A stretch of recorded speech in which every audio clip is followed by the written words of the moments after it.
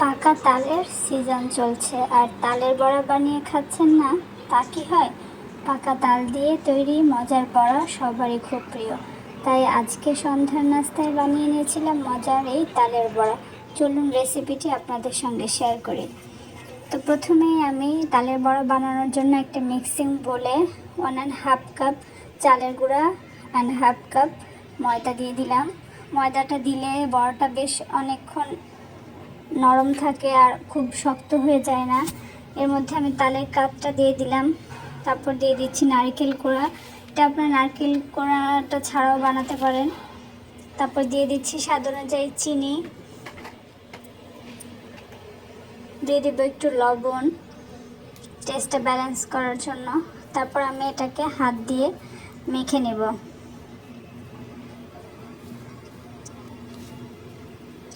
এটা কিন্তু প্রথমে একটু শুকনো মনে হবে, কারণ চিনিটা যখন গলে যাবে, চিনি থেকে পানি ছাড়বে, তখন এটা আরও নরম হয়ে যাবে।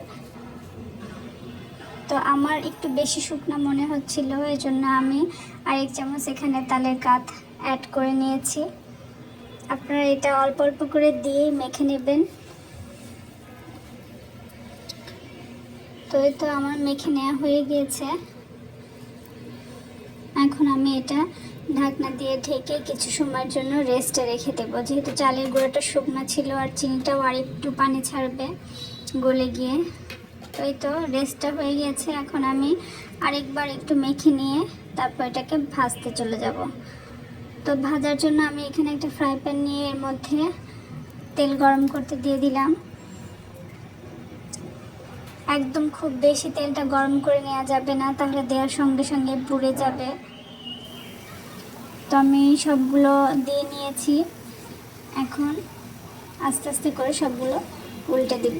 এক পাশ যখন পুরোটা এরকম ব্রাউন কালার চলে আসবে, তখনই আমি আস্তে আস্তে করে সবগুলো উল্টে দিচ্ছি।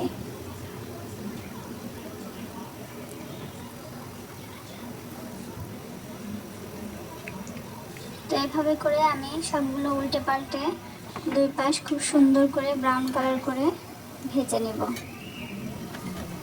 এই সিজনের জন্য এই তালের বড়ার রেসিপিটি কিন্তু খুবই মজার একটি রেসিপি। যে কোনো দিন সন্ধ্যায় চটজলদি বানিয়ে নিতে পারেন যদি তালটা গোলানো থাকে বাসায়। এটা তালটা গুলিয়ে কিন্তু ফ্রিজে রেখেও বেশ অনেক দিন খাওয়া যায়।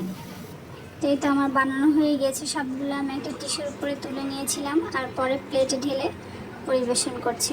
তো আমার আজকের রেসিপিটি কেমন লেগেছে সবাই অবশ্যই কমেন্টস করে জানিয়ে দেবেন। আসসালামু আলাইকুম, আল্লাহ হাফেজ।